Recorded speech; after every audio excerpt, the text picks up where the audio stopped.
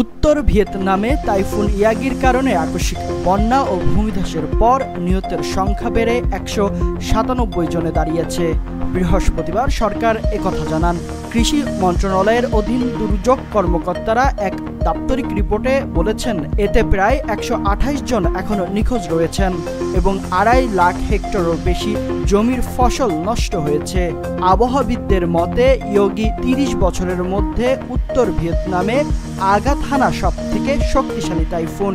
শনিবার ঘন্টায় ১৪৯ কিলোমিটার বেগে আঘাত হানার পর টাইফুনটি অনেক সেতু ভেঙে দিয়েছে, ভবনের ছাদ ফেটে গিয়েছে এবং বহু কলকারখানা ক্ষতিগ্রস্ত হয়েছে।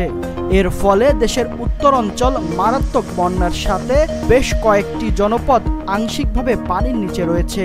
হাজার হাজার মানুষ তাদের বাড়িঘর থেকে সরে যেতে বাধ্য হয়েছেন। হ্যানয়ের উপকণ্ঠে একটি এলাকায় ১৫,০০০-এরও বেশি মানুষ বন্যায় ক্ষতিগ্রস্ত হয়েছে। আলী আম্মার, প্রো 24।